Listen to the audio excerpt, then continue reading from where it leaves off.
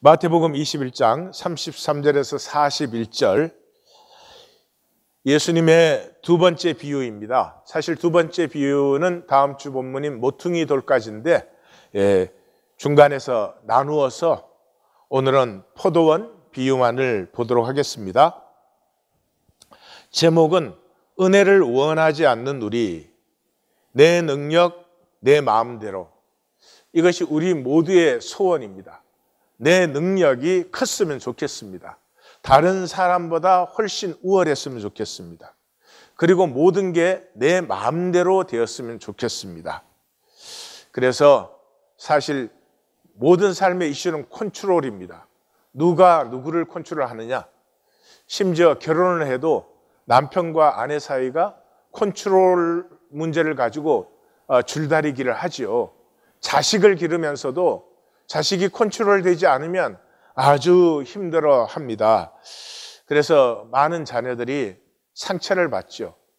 두말할 것 없이 모든 사람은 가장 많은 상처를 부모에게서 받지요. 왜냐 그러면 부모는 그게 사랑인 줄 알죠. 그렇게 해서 지키고 보호해야 되는 줄 알죠. 지난주에 우리가 보았던 것처럼 에고는 이 경호원인데, 보호하는 임무인데 그만 그게 중요해지다 보니까 그게 관리자가 되어버렸죠. 그래서 부모도 그 아이가 잘 자라도록 보호해주고 지켜주면 되는데 이렇게 부모의 뜻을 따라 만드는 관리자가 되는 바람에 복을 다 패하는 이런 일. 그래서 이 땅에 태어난 인간은 마귀의 길을 훨씬 더 좋아합니다. 우리가 먼저 이것을 분명하게 깨우쳐야 돼. 머리의 이해가 아니고 내가 마귀의 길을 훨씬 더 좋아한다. 이것을 가슴으로 아셔야 됩니다. 가슴으로 알면은 반드시 그것을 계속하지 않게 되어 있습니다. 그래서 가슴으로 내가 참 죄인 중에 괴수다. 오라 나는 공고한 사람이로다. 이것이 있는 것이 중요하죠. 21장 28절에서 22장 14절까지 예수님께서 무슨 권위로 이렇게 하느냐 하는 데 대해서 세 개의 비유를 말씀하시는데 이 세 개의 비유는 심판 비유입니다. 다시 말해서 비유로 뭘 가르치신 게 아니고 비유로 심판하신 거예요. 근데 종교인들은 자기들이 심판받은 것을 모르고 그 비유에서 자기들이 심판받으면 구원받는데 심판받은 것을 모르고 자기들이 예수님을 심판하는 줄 알지요. 그래서 우주적이고 영원한 비극이 저들에게 일어납니다. 이것을 우리에게 증거해 주는 이유가 뭐겠어요? 우리는 그래서는 안 된다. 그런데 이 기독교는 똑같은 길을 지금도 걸어가고 있습니다. 그러니까 우리가 다 각자 깨어서 기도해야 되겠습니다. 33절에 보니까 포도원을 만들어 산 울타리를 두르고 접자는 틀을 만들고 망대를 짓고 이렇게 굉장히 자세히 얘기하죠. 그냥 포도원을 지었다 안 그러고 그 이유는 이사야 5장 2절에 땅을 파서 이 포도원의 비유를 제일 먼저 한 사람이 이 원조가 이사야죠. 돌을 제하고 극상품 포도나무를 심었도다. 그 중에 망대를 세웠고 또 그 안에 술틀을 팠도다. 좋은 포도 맺기를 바랐더니 들포도를 맺었다. 이렇게 얘기합니다. 그래서 예수님께서 말씀을 하실 때 예수님이 무슨 지혜를 가지고 마음대로 만들어낸 것이 아니라 예수님의 말씀은 전부 구약입니다. 구약 중에서 가장 중심적인 게 선지서입니다. 왜 그렇습니까? 선지서는 종교를 깨트려라. 그리고 진실로, 중심의 진실로 아버지께 나오라 그거거든요. 그래서 예수님이 오신 것이 종교를 폐하시고 생명을 피우시려고 하는 것이기 때문에 선지서를 가장 많이 인용하시고 선지서의 흐름을 모르면 예수님을 이해할 수가 없습니다. 여기 산 울타리란 말은 식물 울타리예요. 우리 많이 보죠. 이렇게 그 나무 가지고 만든 울타리들. 그래서 농부들에게 새로 주고 타국에 갔더니 이렇게 얘기합니다. 농부들이니까 종들이 아닙니다. 그죠? 종들이 아닙니다. 그러니까 이 농부들이라고 표현한 것에는 이게 숨어 있죠. 이 농부들에게 새로 준 이유가 이 사람들이 신실하면은 하나님께서는 그 포도원을 이 농부들에게 위임하려고 하는 거죠. 하나님이 직접 포도원 경작하시지는 않을 거 아니겠어요. 그러니까 위임 받을 사람이 필요한데 이 위임의 훈련으로 이 포도원을 지금 새로 맡긴 것이죠. 그래서 농부들이 성실하게 하면은 그것을 유업으로 받을 텐데 성실하게 하지 아니하여서 성실하게 하면 당연히 줄 것을 자기 것으로 웅쳐지려고 하다가 포도원은커녕 자기 자신까지도 잃어버린다 하는 것이 이 비유죠. 새로 주고 그랬어요. 이 땅은 하나님의 것이죠. 예, 성경의 특징입니다. 그런데 그 포도원을 농부들이 차지할 수도 없고 차지할 필요도 없어요. 농부들이 포도원을 차지했다고 그 땅이 농부의 것이 됩니까? 그 땅이 농부의 것이라면 그 땅 밑에 모든 것은 농부의 것입니까? 그 땅 위의 모든 하늘은 농부의 것입니까? 일루전이에요. 환상이에요. 우리가 땅을 소유했다는 것은 인간 세계가 만들어낸, 그리고 이렇게 문서라고 집문서, 땅 문서에서 종이 조각 만들어 놓은 것은 우리끼리의 게임이에요. 개한테다가 땅 문서 주고 여기가 내 땅이니까 나가 그래봐요. 개가 코웃음을 치겠죠. 그 인간끼리예요. 땅은 우리 것이 될 수 없는 것이에요. 그런데 이 일루전을 가지고 전쟁까지 합니다. 그냥 땅은 하나님께서 우리 더불어 잘 살라고, 이 땅을 우리의 기업으로 누리라고 그렇게 주신 거예요. 새로 줬다는 말이 그 말이에요. 그래서 이스라엘도 약속의 땅에 딱 집어넣었잖아요. 그럼 땅이 자기네 것이 아니고 이 땅에서 하나님의 그 삶을 사는 것을 누려야 될 텐데 그 땅을 자기 것으로 만들려고 하다가 사사기 끝에 다 망해버렸죠. 예, 그래서 사실 이 역사 얘기이기도 합니다. 그래서 타국에 갔어요. 타국에 갔으니까 주인은 그게 있지 않은 거죠. 하나님께서 창조하시고 우리에게 복 주시고 다스림을 위임한 다음에 하나님이 우리의 삶에 절대로 직접적으로 관여하지 않습니다. 우리가 무엇을 해도 우리가 요청할 때 도우실 수 있고 힘을 주실 수 있지만 우리가 잘못한다고 개입해서 그러지 말라 그러든지 잘한다고 들어와서 칭찬하든지 그렇게 하지 않습니다. 예, 우리에게 위임해줘서 우리에게 자유가 있고 우리의 선택이 이 모든 것을 결정하는 것이죠. 그래서 이 포도원은 우리가 소유할 수도 없고 소유할 필요도 없어요. 세상 것은 자손 대대로 물려주지 못해요. 3대를 넘지 못하고 없어져요. 그러나 하나님께서 우리에게 누리라고 주신 것은, 새로 주신 것은 영원히 무한히 누릴 수 있어요. 자손 대대로 기업이 될 수 있어요. 그것이 안 될 경우를 생각해서 기업 무르는 법을 만들어 주셨잖아요. 기업 무르는 법을 만들어 주신 것도 모자라서 희년까지 만들었잖아요. 그냥 매 50년째가 되면 오리지널리 똑같이 나눈 것처럼 다 다시 원래대로 돌아가는 것이요. 그러니까 자손 대대로 누릴 수 있어요. 이걸 내 것으로 움켜쥐고 내가 걱정할 필요도 없고 내가 고생할 필요도 없는데 이걸 내 것으로 만들겠다는 거죠. 이것이 인생이에요. 이것이 이 비유의 핵심이에요. 내가 태어났어요. 육체가 내 것 아니거든요. 내 정신이 내 것 아니거든요. 내 생명이 내 것 아니거든요. 내 마음대로 되지 않잖아요. 그러면 그리고 이 생명을 담는 이 세계를 이렇게 주셨으면 이 안에서 생명을 멋지게 누리면 돼요. 멋지게 누린다는 말은 어려운데도 그 어려움을 이겨낼 때 멋져요. 편안하게 가만 누워갖고 누가 그걸 멋지다고 그래요. 그래서 하나님은 이 하나님의 생명에 합당한 도전을 주셨어요. 그게 뭐예요? 이 세상이 마귀가 통치하는 지옥이에요. 이 마귀가 통치하는 곳에서 하나님의 말씀을 살 수 있는 생명, 이건 정말 영원한 유업자가 되는 생명이죠.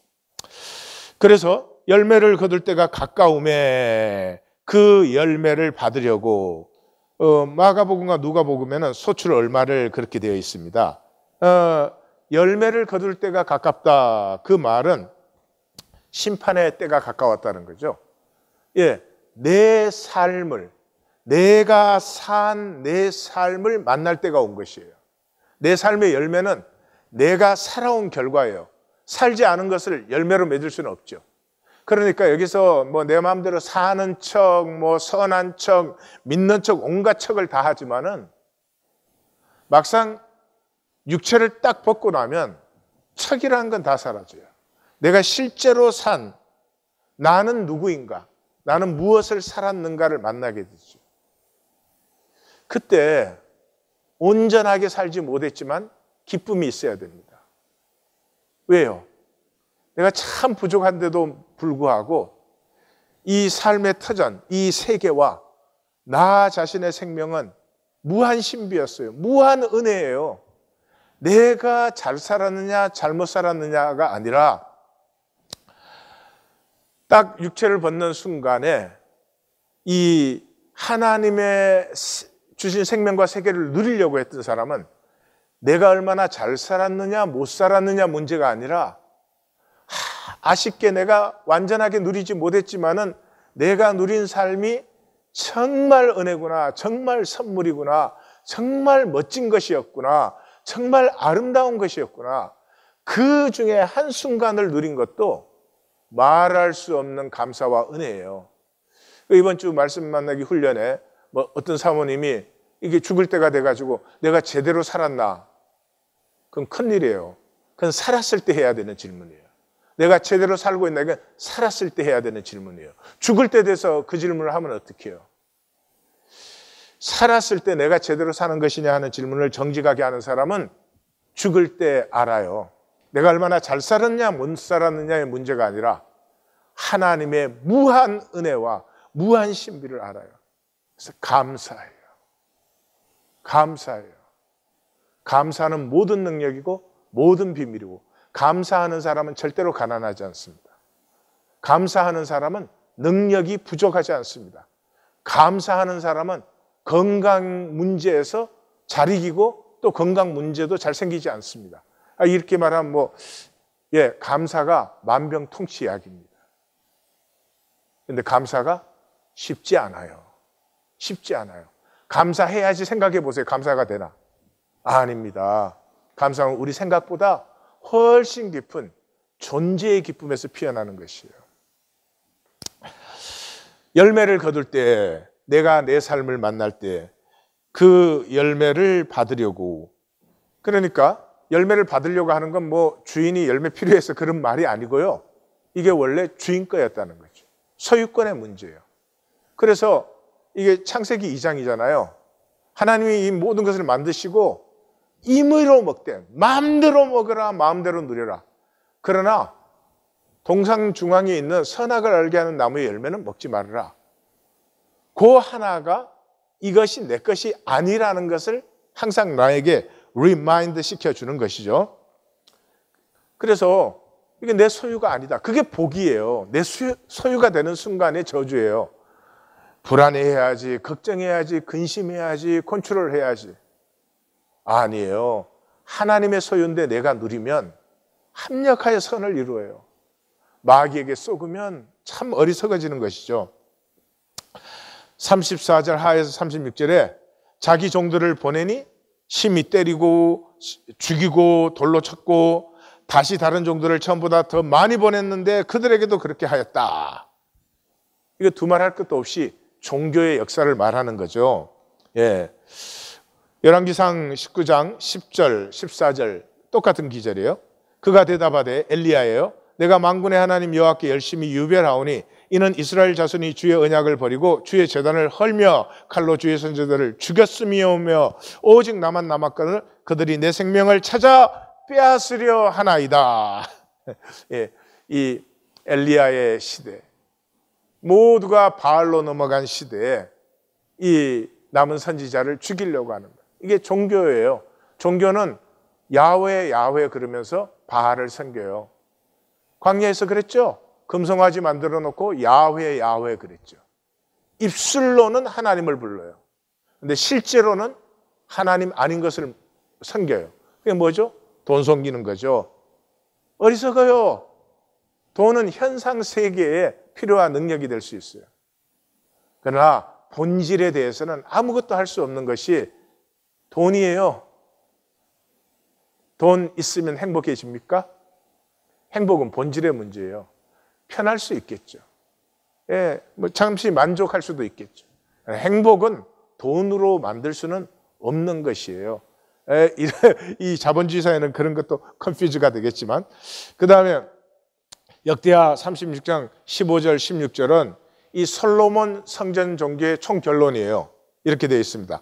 하나님 여호와께서 그의 백성과 그의 거하시는 곳을 아끼사 부지런히 그의 사신들을, 메신저라는 말이에요, 그의 사신들을 그의 백성에게 보내어 이르셨으나 그의 백성이 하나님의 사신들을 비웃고 그의 말씀을 멸시하며 그의 선지자를 욕하여 여호와의 진노를 그 백성에게 미치게 하여 회복할 수 없게 하였기 때문에 유다는 멸망하고 바벨론으로 잡혀간다 하는 것이에요.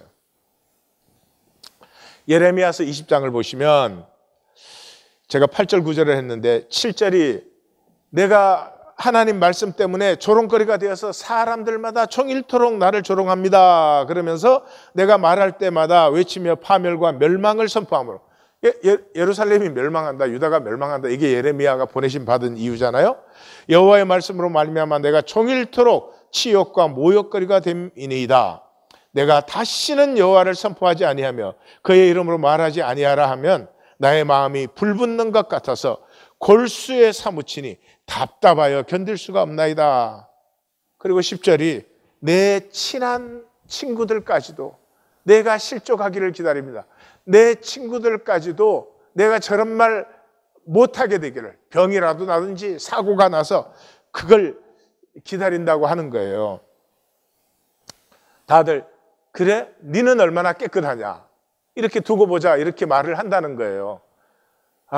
예레미야는 정말 생각할 때마다 안타깝고 눈물이 나게 하는 선지자입니다. 사도행전 7장에 스데반이 순교할 때 뭐라고 그랬어요?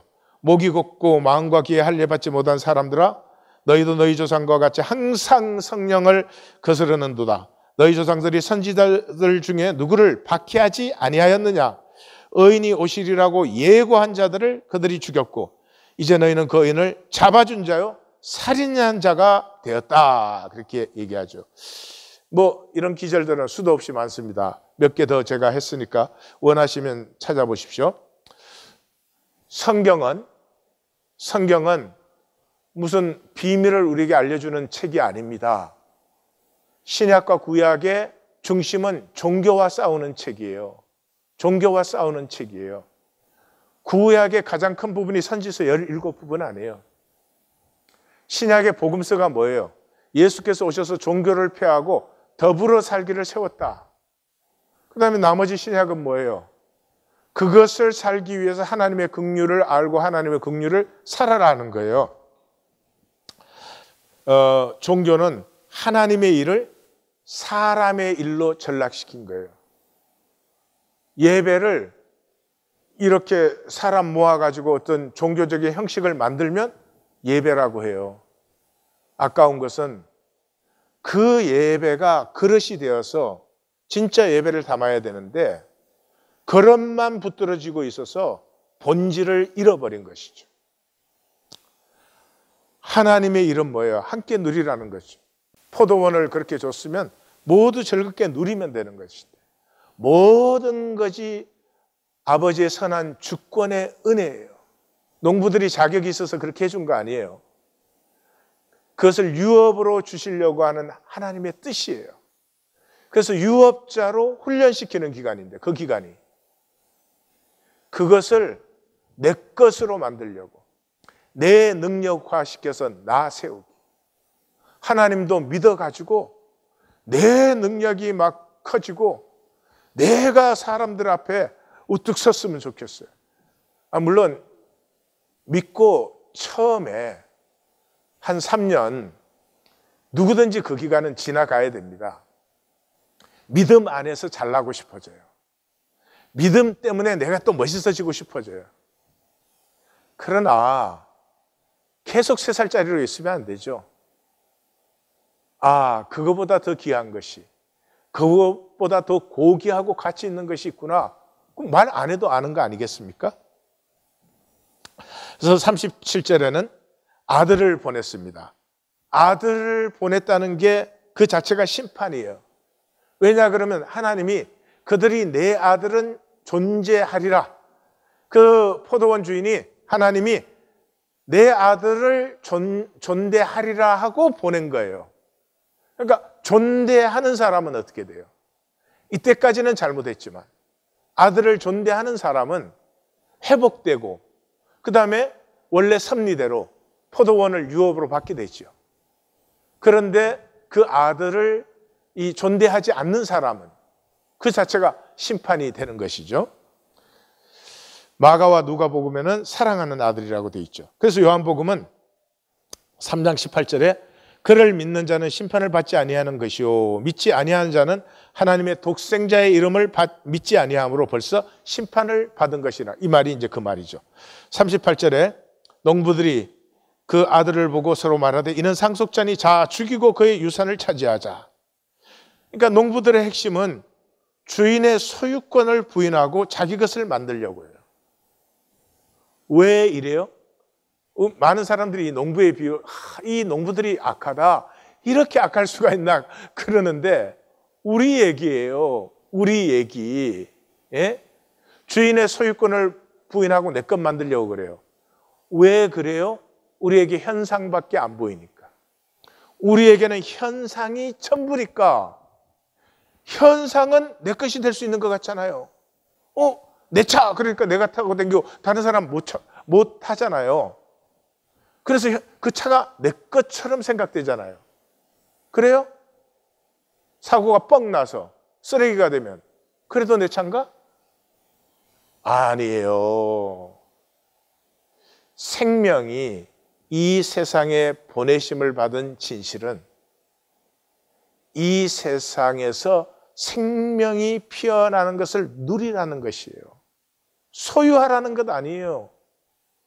소유해야 골치 아픈데, 예. 자식을 소유하지 않으면 자식이 활짝 피어납니다. 자식을 소유하면 자기 한계에 그 자식이 묶여버려요. 가장 비극적인 것이죠. 그런데 우리 삶의 자식뿐이겠습니까? 이 모든 것에서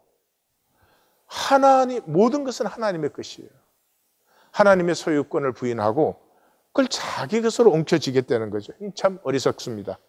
그래서 마귀의 인간 그러니까 참 기분이 안 좋을 수 있습니다만 육체의 인간, 세상의 인간은 하나님의 세계를 은혜로 누리지 않고 내 공로로 세운 내 능력의 나라로 만들려고 합니다. 왜요? 이 현상 세계 속에서는 내 능력 가지고 대접받고 대우받는 것이니까요. 그게 다 허상이에요. 잠시 대접해 주는 것 같아요. 그러나 자기들 이익에 조금만 틀려봐요. 대번의 태도가 달라집니다. 그런 어리석은 허상을 세우려는 거예요. 내 공로로 내 능력의 나라.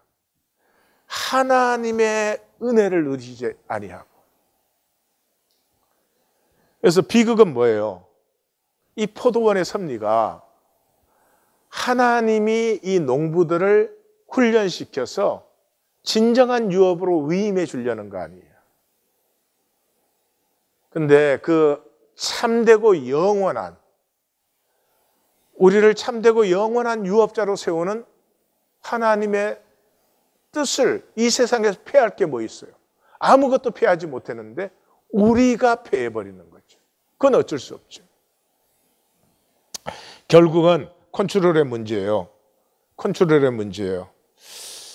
우리는 진실될 수 없어요. 인간에게 100% 진실은 없어요.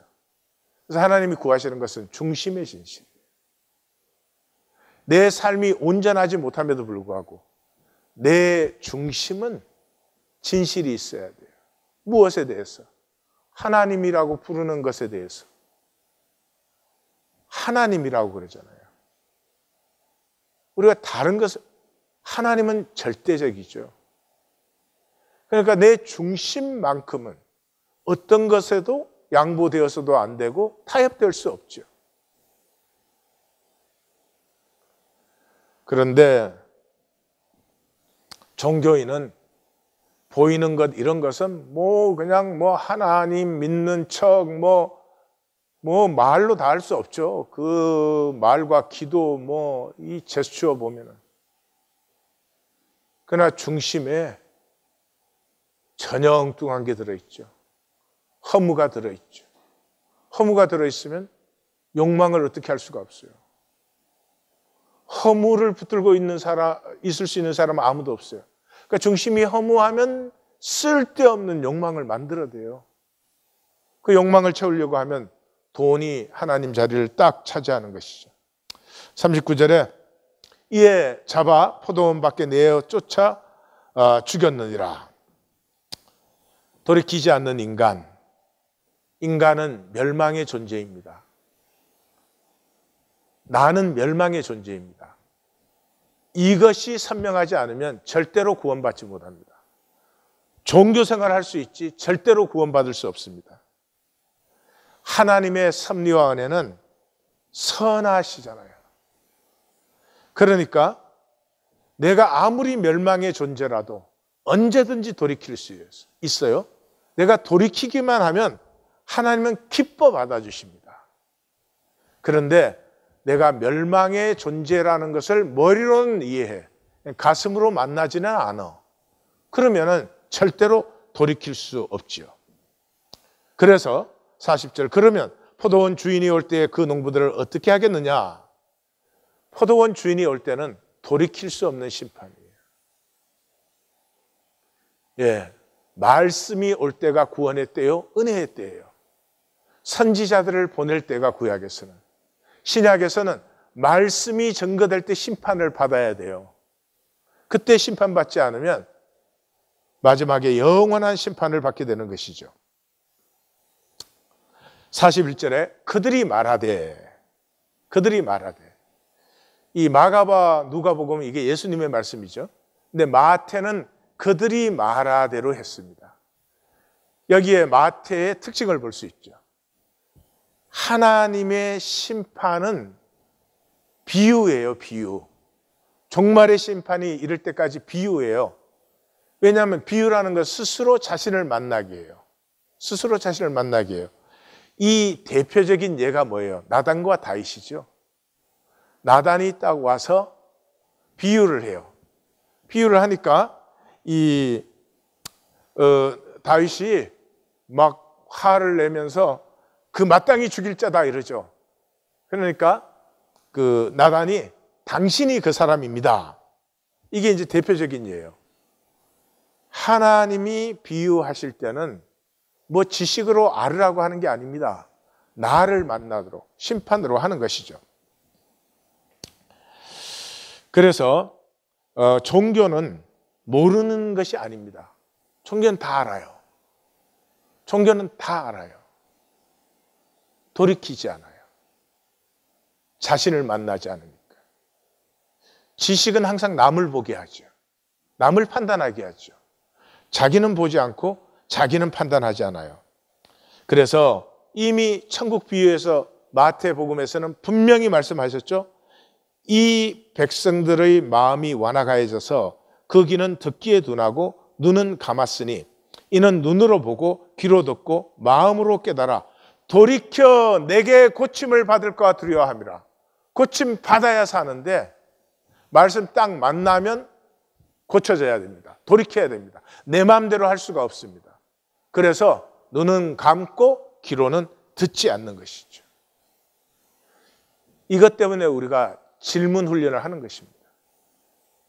내 가슴을 여는 것은 내 질문밖에 없어요. 스스로 질문하셔야 돼요. 나 계속 이렇게 살 것인가? 나 어제 산 것처럼 오늘도 살 것인가? 오늘은 어제 살지 못한 어떤 선을 열매 맺을 것인가? 오늘 내게서 하나님은 무엇이 피어나기를 기다리실까? 하나님이 내게 말씀하신다면 무슨 말씀을 오늘 하실까? 스스로 질문하지 않는 한 다 지식화시킵니다. 제 말씀 듣지 마십시오. 제 말씀 이해하지 마십시오. 제 전하는 말씀에서 저 말씀 속에서 하나님이 내게 뭐라고 말씀하시는가 하는 걸 들으십시오. 그래서 사마 12장 13절은 제가 이미 말씀드렸죠. 예. 비유는 자신을 만나게 하는 것이라고. 종교는 그래서 마귀의 타협 아닙니다. 이게 속여요. 하나님도 섬기면서 내 욕심도 채울 수 있다라고 속여요. 속으시면 안 됩니다. 우리 하나님 교회에서는 속는 분 없겠죠? 하나님 교회는 아프지만 에고의 거짓을 인식합니다. 우리는 에고 훈련을 7년 플러스 했습니다. 그래서 밖에 사람들이 하나님 교회 사람들을 보면 좀 바보같이 보이기도 하겠다 그런 생각을 해요. 이렇게 말씀 나눌 때 보면 질문을 던지면 그거 뭐 조금만 똑똑하면 온갖 번쩍거리는 대답들을 할 수 있어요. 근데 하나님 교회 사람들은 이 대답을 못 해요. 그 대답을 못 하는 게 무슨 지식이 모자라서가 아니거든요. 이제는 에고로 대답하지 않기 때문에 가슴의 대답이 뭔지를 묵상하는 분들이 많습니다. 그래서 때로는 아무런 답이 안 올라올 때도 저는 느껴요. 답이 올라오는 것보다 더 좋은 훈련이 이루어지고 있는 것을. 그 마음의 갈등들을 저는 영적으로 느껴요. 근데 막 에고의 사람들은 답변을 희양찬란하게 올려대죠. 뭐 질문 올리기 겁나게 막 또 답 올리고 또 답 올리고 그래요. 제가 가끔은 부탁해요. 생각으로 답 올리지 마시고 질문을 가슴에 받아 묵상해 주십시오. 그렇게 부탁을 드리긴 들었죠. 우리 하나님 교회의 은사가 에고가 드러나게 합니다. 그래서 이게 참 이상한 교회예요. 다른 교회 가면 뭐 할렐루야 그리고 막 은혜롭게 말하고 항상 기뻐하세요. 항상 기뻐해요. 믿는 사람이 왜 걱정해요. 막 이런 사람들이 굉장히 큰 소리, 목소리가 커요. 그게 신앙이니까. 하나님 교회에서는 그런 소리 들어볼래야 못 들어보시죠? 예. 왜 그렇습니까? 이제는 에고로 하는 종교 생활이 기가 여기는 한풀 꺾여 있어요. 그래서 여기 소망이 있습니다.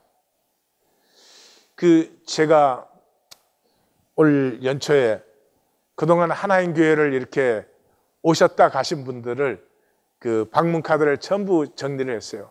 한 980가정 돼요. 명수는 한 3,000명 되는데 제가 너무 아까운 게요. 우리 교회는 그 중에 절반 이상이 자녀들이었어요. 그 부모들이 좀 이 교회에서 에고가 깨어졌더라면 그 아이들에게 기회가 주어질 수 있었는데 세상에 에고가 드러나면 피하든지 도망가든지 그렇죠. 다 그렇습니다. 그래서 제가 항상 그러잖아요. 이 하나님 교회에 남아있는 사람들이 참 신기하다고. 스틸 신기합니다. 그렇지만 그 안에 하나님의 뜻이 있다. 제가 그걸 확신하기 때문에 제 발걸음에 힘이 있는 거예요. 에고는 종교에 굉장히 신나합니다. 종교는 뭐예요? 실제 없이 얼마든지 잘날 수 있는 게 종교 아니에요. 예? 그래서 인격도 삶도 없는 말과 제스처가 난무하는 것인데 그게 이 세상에서 제일 비참한 거예요. 심판까지 갈 것 없어요. 막 잘난 척하고 돌아다니다가 저녁에 잠자리에 들었을 때 3분만 가만히 앉아서 자기가 오늘 무엇 했는지 돌아보세요. 비참하죠. 하나도 실체가 없는 말을 떠들어대면서 난리를 친 비참해지지 않습니까? 그때 비참해지지 않으면 그 사람은 인간 아니죠. 그래서 그들이 답합니다. 이 비유를 만난 거죠. 그 악한 자들을 진멸하고 포도원 제때 열매를 바칠 만한 다른 농부들에게 새로 줄지니이다. 종교에는 분명히 답을 합니다. 그런데 돌이키지 않습니다. 대부분이 돌이키는 사람은 정말 드물어요. 왜? 평생에 내 진실과 내 자신을 만나는 훈련이 안 되어 있어요. 평생에 내 자신과 내 진실은 피해왔기 때문에. 그래서 심판은 좋은 길을 버리고 거짓 길을 선택한 자신을 만나는 것이에요. 농부들에게 가장 복된 길은 무엇이었겠어요? 주인의 선한 주권과 그 마음을 받아 정말 참된 유업자가 되는 것이죠. 근데 그걸 스스로 버렸어요. 이것이 우리 얘기다. 가슴에서 우리 얘기다. 우리 얘기다. 돌이켜야 된다. 말씀에서 심판을 만나야 된다. 이걸 우리가 꼭 가슴에 받고 품고 묵상하고 기도해서 우리가 십자가의 본문에 이르기 전에 우리 모두 돌이킴의 역사가 일어나기를 정말 주님의 이름으로 축원합니다. 나눔 가이드. 구원은 거듭남이고 거듭남은 반전이고 이 반전이 생명의 섭니다. 인생은 처음엔 다 에고로 살 수밖에 없잖아요. 그러나 후반부가 열려야 된다. 에고가 전부가 아닌 에고의 뜨악함을 만난 그 돌이킴이 열려야 된다. 그걸 심판받음이라고 한다. 그래서 지금 심판받는 것이 복이고 거듭남의 반전의 은혜를 받는 것이죠. 그래서 심판은 내가 산 나의 실제를 지금 만나는 것이에요. 그래서 심판은 지금 받으면 에고의 거짓에서 하나님의 실제로 들어가게 되고 죽은 후에 받으면 돌이킬 수가 없어요. 왜냐하면 육체가 있을 때 내가 내 삶의 주인이고 돌이킬 수 있어요. 돌이킬 수가 없어져요. 영원한 저주와 열망에 들어가는 것이죠. 심판받아야 합니다. 신앙생활은 심판받는 것입니다. 심판받지 않고 에고로 흉내만 내는 피하고 유리하는 가인의 삶이 끝나야 합니다. 한번 나누십시오. 제가 가인의 성경 두 구절 읽어드리겠습니다. 요한일서 3장 12절. 가인같이 하지 말라. 그는 악한 자에게 속하여 그 아우를 죽였으니 어떤 이유로 죽였느냐. 자기 행위는 악하고 그 아우의 행위는 의로움이라.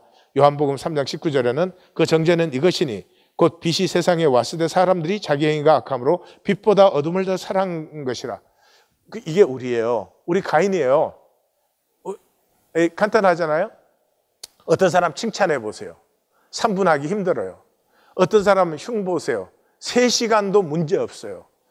우리는요, 나를 성숙시키는 것보다 다른 사람을 딱 깔아 뭉개는 게 훨씬 편하고 쉬워요. 아무것도 아니죠. 그 거짓이죠. 그죠? 그 사람이 뭐 잘못됐다고 내가 어려워지는 게 아니거든요.